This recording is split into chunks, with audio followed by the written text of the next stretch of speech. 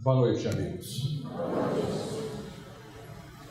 É uma honra muito grande estar aqui com vocês, uma alegria inusitada.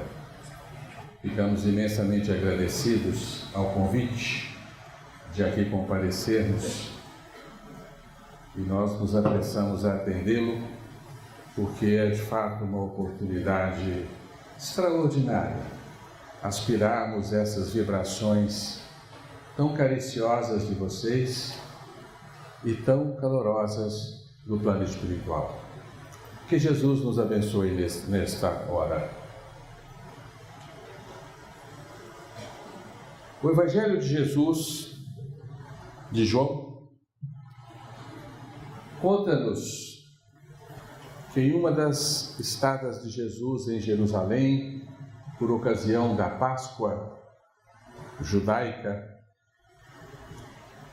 Jesus, ali estando com seus discípulos, comparece a uma piscina onde muitos doentes se reuniam. Eram coxos, ressequidos, cegos, paralíticos. Eram seres que o Evangelho chama de estropiados. Estavam reunidos naquela piscina.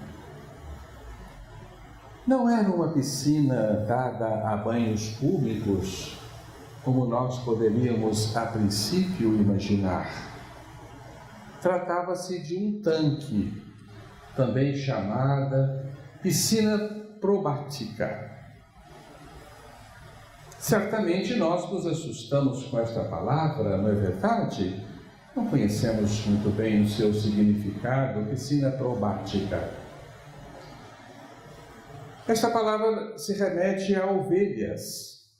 Era na verdade, um tanque destinado à limpeza ou à lavagem das ovelhas, situada no portal das ovelhas, porque ali justamente entravam as ovelhas próximo ao templo de Jerusalém, o famoso templo de Salomão.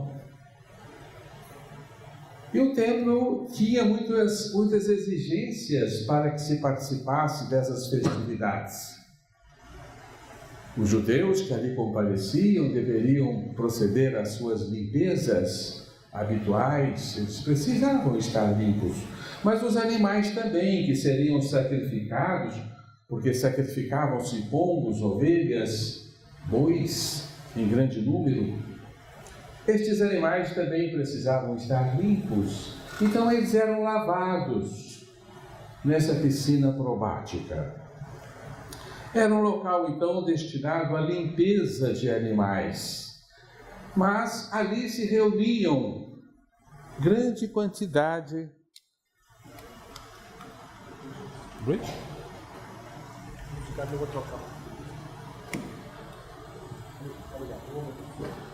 Ali se reuniam. Estão ouvindo? Se reuniam os enfermos. Com uma particularidade: as pessoas que tinham alguma deficiência física ou portavam enfermidades que lhe traziam alguma deformidade, estavam proibidas de entrar no templo e de participarem das festividades da Páscoa. Portanto, ali estava a parte renegada daquela sociedade: os doentes, os estropiados, os ressequidos. Aquelas águas eram permanentemente renovadas. Acredita-se que abriam certas comportas, e periodicamente renovava-se aquela água a fim de que ela se prestasse com proveito à limpeza dos animais. E aqueles doentes tinham uma crença de que aquele que primeiro chegasse a esta água renovada, ele se curaria. Ora, ali havia um homem que fazia 38 anos que estava aguardando para ser conduzido até o tanque. Era um paralítico, estendido em sua cama. há 38 anos detido em sua enfermidade. Jesus penetra naquele recinto e ele sabia que ali existia uma alma preparada para encontrá-lo. Era este homem. Jesus chega até ele, atravessa aquela grande multidão de doentes, o homem está estendido. Jesus lhe pergunta: queres ficar são? E o homem responde: Senhor, não tenho quem me carregue quando as águas borbulham para que eu possa me curar. Jesus então, com um gesto suave e carinhoso de mão, mirando firmemente aquele homem, acena-lhe: levanta-te, toma o teu leito e anda. O homem imediatamente levantou, tomou o seu leito e caminhou na frente de todos. Ora, era sábado. Não era lícito a um homem carregar o seu leito no dia de sábado. Entre as 38 proibições da lei chamada lei sabática, estava: é proibido ao homem carregar o seu leito. Porque os leitos daquela época eram, evidentemente, eram leitos leves, feitos de uma palha ou algo assim, que se enrolava e podia ser transportado para qualquer lugar. Então esse homem tomou o seu leito e andou. Nós imaginamos que extraordinário feito teria sido este encontro desse Espírito com Cristo. Imediatamente Jesus saiu daquela multidão, porque ele não tinha outro encontro marcado naquele lugar, naquele dia. Era somente com este homem. Mais tarde, Jesus o encontra no templo.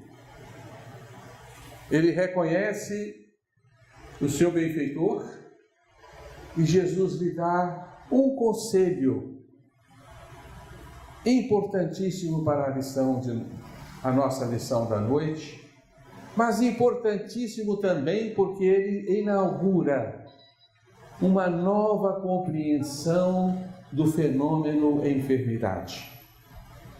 O que exatamente Jesus fala para o paralítico da piscina? Aliás, muitos dizem, a piscina de Betsaida, não é a piscina de Betesda. É o nome mais correto para esta localidade, não Betsaida, que é uma cidade, lá próximo ao lago de Cafarnaum, cidade natal de Pedro, de André. O que Jesus fala para este doente? Não tornes a pecar, para que não te suceda algo pior. Vamos repetir? Não tornes a pecar, para que não te suceda algo pior.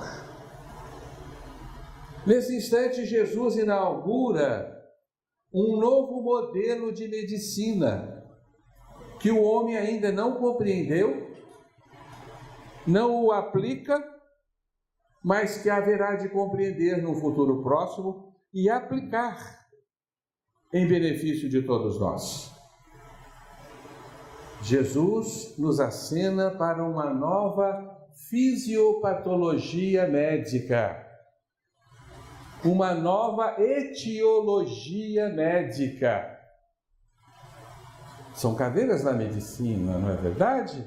Cadeiras que estudam a origem das enfermidades, o comportamento dos fenômenos mórbidos que afetam a nossa fisiologia normal. Jesus associava a patologia daquele homem a algum fato extraordinário da sua vida, algum feito, algum ato em contradição com leis divinas soberanas que regem não só o universo, mas a nossa conduta também.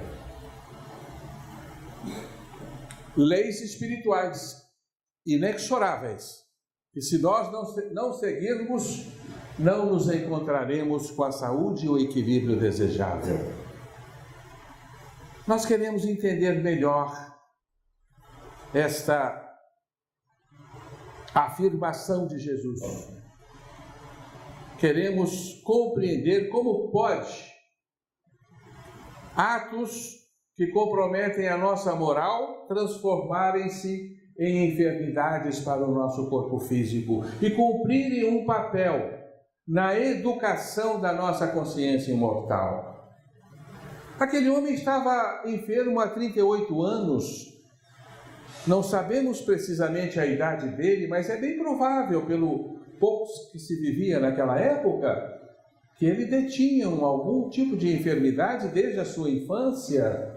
Provavelmente, então, os seus atos contrários à lei de Deus adivinham de outra existência prévia e não exatamente daquela. Estes detalhes nós não sabemos com clareza, porque o Evangelho não nos esclarece. Mas vamos então penetrar, ainda que de uma forma não tão aprofundada, em conceitos que nos ajudam a compreender como pode o nosso comportamento, o nosso sentimento, levar-nos a adoecer, até mesmo de formas gravíssimas. Como que nós podemos relacionar a saúde do corpo com o equilíbrio da alma? Este é o nosso propósito nesta nossa conversa de hoje.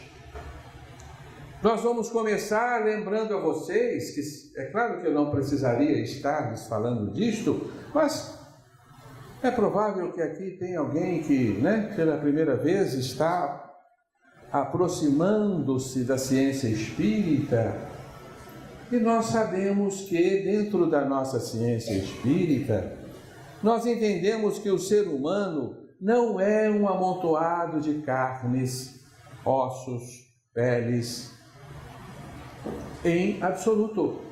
O nosso organismo é uma estrutura organizada por elementos superiores que nos servem à vida. Dentro da doutrina espírita, nós reconhecemos que somos, além de um corpo de carnes muito bem organizado, somos também um corpo substancial, um corpo feito de energias, um corpo dinâmico que nós chamamos perispírito, além de trazermos em nós o nosso ser abstrato, o nosso espírito. Então, na visão espírita, o ser humano parte de 3 dimensões, e não somente a dimensão física. Portanto, nós vamos considerar aqui a existência do que Kardec chamou de perispírito, um corpo intermediário entre o espírito e o corpo físico. É na questão 93 que nós vamos encontrar as primeiras definições deste corpo, esse corpo dinâmico e energético, e que Kardec pergunta aos espíritos se os espíritos depois da morte possuíam algum tipo de corpo, em que os espíritos respondem que não, que eles possuem sim um corpo, em tudo semelhante ao nosso, mas, apesar de ser invisível aos nossos olhos, para os espíritos ainda é grosseiro. Kardec, nesse instante, então, como sábio que era, ele se recorda da biologia, dos frutos. Quando nós cortamos uma maçã ao meio, nós identificamos 3 partes substanciais da maçã, O cerne da maçã, onde está a semente, estão as sementes, a casca da maçã, o seu limite exterior, e entre a casca e a semente, a polpa da maçã, que em biologia se chama perisperma. Então, em analogia a este simples modelo, Kardec imaginou que nós trazemos em nós o nosso cerne, o nosso ser substancial, o nosso espírito, temos o nosso corpo físico como se for a nossa casquinha, e entre um e outro, um elemento intermediário que, por comparação, Kardec denomina perispírito. O radical peri significa aquilo que envolve. Então, envolvendo o espírito, nós identificamos um outro corpo, chamado então perispírito. Então, nós identificamos em nós 3 instâncias, 3 dimensões que se expressam em 3 corpos. 3 campos de manifestações, né? O nosso campo mental, o nosso campo consciencial, reflexo do nosso ser, do nosso espírito, que molda também para si um corpo. Chamamos de corpo mental. O corpo mental, evidentemente, é entretecido em linhas ideoplásticas, né? É um corpo abstrato. Se nós cerrarmos os nossos olhos, tentarmos imaginar o nosso corpo, tentarmos enxergar o próprio corpo na tela mental, nós estaremos delineando, esboçando o nosso corpo mental. Portanto, o corpo mental é um atributo do espírito, que o espírito carrega de encarnação para encarnação. E o perispírito se amolda ao corpo mental. O perispírito, então, é entretecido em linhas de forças, em substância que os espíritos, por falta de melhor terminologia, disseram tratar-se de fluidos, um corpo fluídico, feito de alguma matéria quintessenciada, que nós não conhecemos muito bem. Então, este corpo, ele se desenha segundo o corpo mental.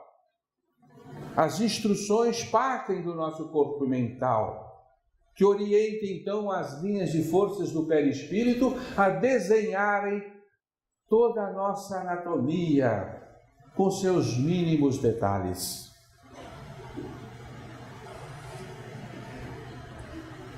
Uma vez encarnados, este corpo perispiritual vai orientar as células físicas oriundas da divisão celular do óvulo fecundado a se moldarem segundo a conformação pré-existente. Portanto, existe um molde que dá a exata conformação anatômica dos nossos órgãos e do nosso corpo físico. Então, nós identificamos perfeitamente 3 corpos em nós, né? O corpo mental, o perispiritual e o físico, correspondendo a 3 campos. E campo é uma expressão de forças, né? O campo mental, o campo perispiritual, o campo dinâmico e o campo orgânico. E nós colocamos aquelas setas ali para compreendermos que há uma hierarquia do campo mental, passando pelo perispiritual, terminando no físico. Portanto, o corpo físico é o de menor hierarquia, também o de menor valor, porque o perispírito sobrevive à morte, o espírito se faz de eternidade, mas o corpo físico é transitório, é uma roupa, é uma veste que nós vestimos hoje e amanhã a trocamos quando ela envelhece e se desgasta. Então guardemos esta ordem, esta hierarquia, porque a natureza, na sua sabedoria, vai valorizar mais do que o corpo físico, o perispírito, e mais do que o perispírito, o espírito. Portanto, tenhamos a certeza de que corpo físico é campo de efeitos, não é campo de causas. Tudo que se passa no nosso corpo físico advém de instâncias superiores. É uma resposta de estímulos interiores. Porque o nosso campo físico é campo de efeitos. Lembremos, só por curiosidade, que André Luiz denomina o nosso perispírito de psicossoma, né? palavra originária de psique, mente, alma, e soma, que significa corpo, né? Então, psicossoma é um nome bastante elegante para perispírito, que nós usamos muito pouco, né? Bem, como que podemos entender a enfermidade dentro desta composição ternária? Nós vamos nos servir de André Luiz, isso está em Ação e Reação, resumidamente, para compreendermos que existem duas maneiras de nós adoecermos o nosso corpo físico. Que duas maneiras são estas? Nós podemos adoecer o nosso corpo físico de fora para dentro e de dentro para fora. Não está muito difícil não, né? Existem duas maneiras de adoecermos o nosso corpo. De fora para dentro, de dentro para fora. Vamos dar nomes a estas duas enfermidades, a esses dois grandes grupos de enfermidades, para que a gente possa manipular o assunto com mais destreza.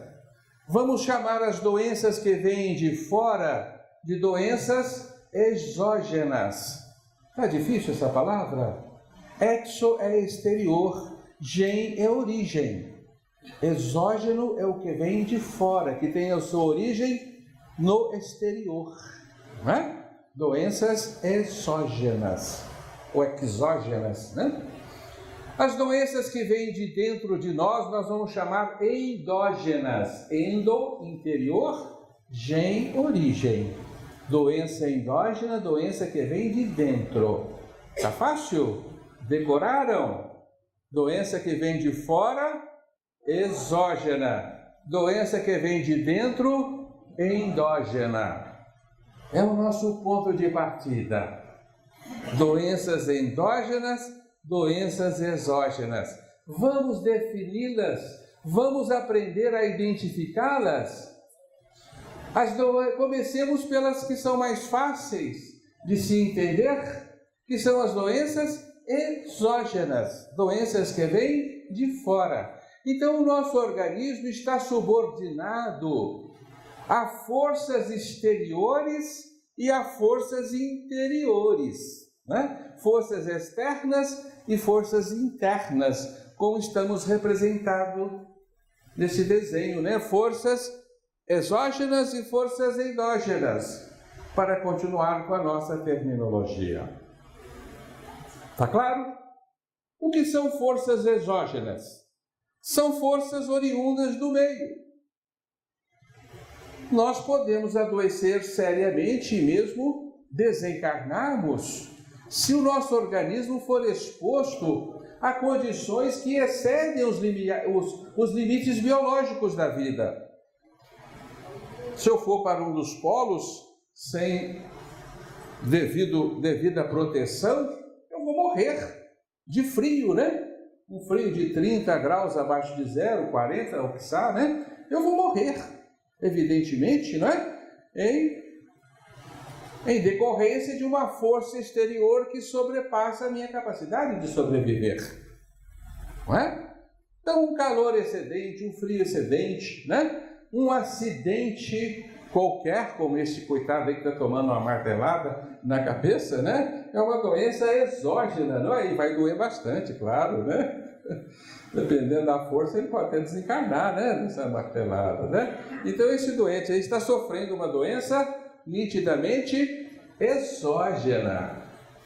Então, as doenças exógenas advêm do meio ambiente. Está claro? É evidente que existem muitas doenças exógenas que não estão sob o nosso controle. Muitas delas estão inscritas nas nossas histórias de vidas, fazem parte do nosso destino, porque algo nós fizemos por incorporá-las em nossa predestinação na Terra. Né? Então, os acidentes diversos, né? Acidentes não só automobilísticos, mas um acidente ofídico, um acidente escorpiônico, uma cobra que nos pica, um escorpião, né? E uma criança pode até morrer, ou até mesmo um ser humano pode vir a desencarnar por uma picada de uma serpente, não é verdade? Um fator externo que penetra na intimidade orgânica, a fere de tal modo que ela não consegue sobreviver. Portanto, as doenças que vêm de fora não são enfermidades propriamente ditas, são acidentes biológicos, né? Decorrentes da ingestão de tóxicos, decorrentes dos nossos erros dietéticos, decorrentes da perturbação do meio ambiente, né? E André Luiz chama essas doenças de dor-evolução, porque elas têm um papel muito importante, elas nos impulsionam à evolução. E os seres, por exemplo, inconscientes, os animais, estão subordinados a elas, né? Então, as adversidades do meio, em todos os sentidos, promovem melhorias evolutivas no espírito. Então, as doenças de fora cumprem também um papel. E André Luiz a chama de dor-evolução, a enfermidade exógena, né? Mas as mais importantes enfermidades exógenas que nós conhecemos são aquelas decorrentes dos nossos mau hábitos. Quando nós ferimos o nosso organismo, introduzindo nele substâncias impróprias, ou em quantidades excessivas que nos perturbam gravemente o funcionamento biológico, né? Quantas vezes nós nos acidentamos nas macarronadas, né? Nas feijoadas, então, é um acidente terrível para o nosso fígado. Nosso fígado fica acidentado gravemente, não é? Não é verdade? E no nosso dia a dia nós estamos sempre ingerindo substâncias tóxicas, os agrotóxicos, né? Que infelizmente acompanham os nossos alimentos, né? Os produtos químicos, que são os mais variados, né? Oriundos da indústria alimentícia. E nós vamos minando o nosso organismo, né? De elementos que vão perturbando o seu funcionamento e vão lhe roubando o tempo de permanência aqui na Terra, né? Muitos desses fatores são inevitáveis para nós. Por exemplo, temos que respirar o ar.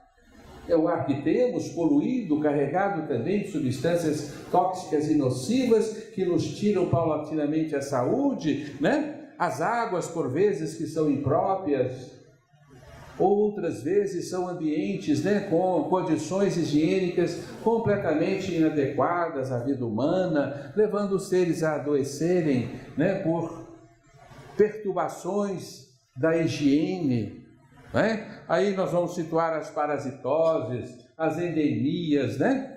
As doenças endêmicas, doenças então que se desenvolvem por desequilíbrios ambientais. Essas enfermidades são exógenas, fazem parte da conjuntura ainda primitiva do nosso planeta e da nossa sociedade, que não nos favorece condições especialíssimas para a nossa sobrevivência no planeta. Mas infelizmente existem doenças exógenas que nós as escolhemos por livre e espontânea vontade, ainda pagamos por elas, não é verdade? Nós vamos na padaria ou no bar e compramos cigarro, né? Sabemos perfeitamente do grande mal que estamos infligindo ao nosso corpo. Dizem que cada cigarro que fumamos pode nos tirar até 2 minutos de tempo de vida no planeta. Cada cigarro é um suicídio. Mas temos as drogas, o álcool, né? Substâncias completamente impróprias ao consumo humano e que nós inventamos de ingerir à torta e à direito, né? E com isso nós vamos minar o nosso organismo. E mediante estes fatores, nós terminamos por deixar o planeta muito tempo antes do previsto. E somos recebidos no mundo espiritual como suicidas inconscientes, né? Então, quantos de nós estamos suicidando e não sabemos? Temos o exemplo do nosso André Luiz, né? Que foi recebido como um suicida, embora não fosse, mas em decorrência de certos desregramentos a que ele se deu em vida. Então, cumpre-nos um papel importante de zelarmos por essa bênção que é o corpo físico, que Emmanuel chama de sublime santuário, né? Uma forma de nós agradecermos a Deus pela oportunidade é cuidarmos da melhor forma possível deste nosso organismo, né? Lembramos-nos que Francisco de Assis chamava o seu corpo de burrinho, né? Vamos cuidar do nosso burrinho, dar comida adequada ao burrinho, limpar o burrinho, lavar o burrinho, né? Levar o burrinho para descansar, quando o burrinho precisa descansar também, porque às vezes a gente judia dele, não é verdade? E às vezes a gente inventa de dar cigarro para o burrinho fumar, que coisa absurda, mas é verdade, né? Damos cachaça para o burrinho fica, coitado, não aguenta em pé. A gente faz essas bobagens com o nosso burrinho, né? É por isso que o mundo espiritual recebe em festas os indivíduos que desencarnam no tempo previsto. São chamados completistas. São aqueles que completam o período que lhe foi determinado naquela encarnação. O dia que morre o completista tem bolo, né? Tem foguete, tem bandinha esperando, né? O completista. São recebidos em festas. Tem festa no céu o dia que morre o completista, porque são raros, né? Quizá a gente possa estar entre estes, né? E ser recebido em festas no mundo espiritual, porque zelamos da maneira como convém pelo nosso corpo físico. Assim entendemos as doenças que vêm de fora, como fatores ambientais que agridem o nosso corpo físico, muitas vezes decorrentes da nossa vontade, outras vezes não, né? Outras vezes nós nos impomos males completamente desnecessários, né? Há dores que não são necessárias. Então esta é a doença que vem de fora. É fácil de compreendermos isto, não é verdade? Será que a grande maioria das doenças que nós padecemos são exógenas? Entenderam a minha pergunta? Será que a grande maioria das nossas enfermidades vem do meio em que vivemos? Não. André Luiz nos informa que cerca de 90% das nossas enfermidades naturais advêm de dentro de nós. Portanto, a classe de doenças que vem do meio é reduzida, apesar de poderem ser muito graves. Mas a grande maioria das doenças naturais que nós padecemos vem de dentro de nós. E agora é que nos importa entender como pode uma doença vir de dentro de nós. Vamos fazer um esforço para isso? Para entendermos o mecanismo de adoecimento endógeno, estão entendendo a linguagem? Decorar, né? Endógeno e exógeno, tá fácil, né? Então, as doenças endógenas, elas partem sempre do corpo espiritual, perispiritual. Porque toda manifestação de doença no corpo físico, antes de ser uma perturbação do meio celular ou do órgão, ela é uma perturbação do campo perispiritual que nutre aquele órgão, que sustenta aquele órgão, que dá forma àquele órgão. Então, todo órgão ele é sustentado por um campo perispiritual, de forma que as células físicas se comportam como se fossem limalhas de ferro num campo magnético, né? Elas se orientam segundo as ordenações energéticas do campo magnético, não é assim que aprendemos? Então, as nossas células físicas, elas estão, então, sustentadas por uma rede, um campo de energias, que é o nosso perispírito. E antes das nossas células físicas adoecerem, o perispírito adoece. O perispírito se desalinha e gera uma perturbação que André Luiz chama de nicho fluídico. E ele compara uma região lamacenta que se insista no nosso perispírito. é uma perturbação do campo perispiritual, formando uma nódoa, um campo de energias aviltadas, descoloridas, enegrecidas, dizem os espíritos, né? Tem uma tonalidade diferente, né, da irradiação normal do perispírito, por isso é comparado então a uma região escurecida, como se fosse uma lama no perispírito, não é? Então este campo perispiritual perturbado, ele irradia a sua perturbação para as células físicas, e as células físicas então vão perturbar o seu funcionamento e vão adoecer, vão trabalhar de forma desalinhada, vão trabalhar a mais ou a menos, vão morrer antes da hora, vão se degenerar, vão se ulcerar, ou vão se tornar tumores, em decorrência dessa ordenação energética proveniente do perispírito. Então esse é o mecanismo da doença endógena. Tá fácil de entender, não tá? E aí nós entendemos que a doença física vem depois, porque vem primeiro a perturbação do perispírito. O distúrbio do campo perispiritual vem primeiro, depois a célula física se desalinha, se desagrega e adoece, gerando então as doenças endógenas, né? Aquelas doenças que, por mais que a medicina identifique um fator que a explique, a medicina não terá nunca a última resposta de por que aquela célula adoeceu. Ainda que a medicina consiga identificar um fator genético determinante de um mau funcionamento celular, você ainda tem a questão a ser respondida: por que aquele grupo de genomas, né, de genes, age de forma desordenada? Algo determina o mau comportamento dos nossos genes, não só a herança materno-paterna. Então há um fator endógeno que nos adoece. De tal forma que nós podemos comparar a doença física com uma erva daninha. Vocês sabem muito bem que as plantas daninhas, as ervas daninhas, só nascem no local quando aquele local tem uma predisposição para sustentar aquele tipo de planta. Não é verdade? Se não há este fator predisponente do terreno, a plantinha não nasce.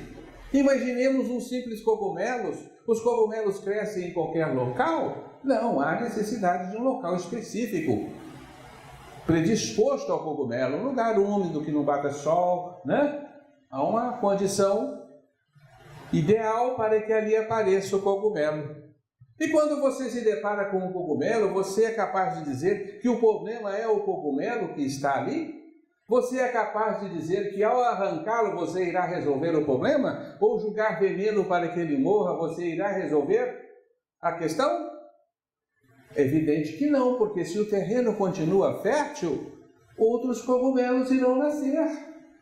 Os cogumelos estão ali em obediência a uma condição propícia, a fatores predisponentes daquele terreno.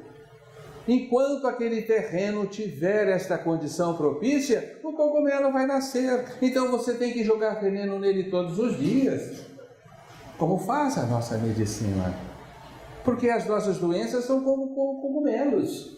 Elas nascem em nós porque encontram um terreno predisponente, encontram um campo perispiritual desalinhado que se irradia para as células à feição de uma perturbação de terreno. E ali adoece e comparece. Ali a doença comparece. Então toda doença endógena advém de um terreno mórbido. E o terreno é entendido como o campo perispiritual desalinhado, o nicho fluídico. Certo? Aqui nós temos uma gravura do filme O Nosso Lar, né?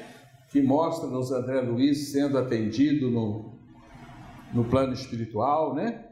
e ele portava suas nodas perispirituais na região do abdômen, onde eles sofreram uma intervenção cirúrgica por uma doença, era um câncer, de intestino, e é possível que essa seja uma realidade, aquelas manifestações com colorações impróprias, nesta região.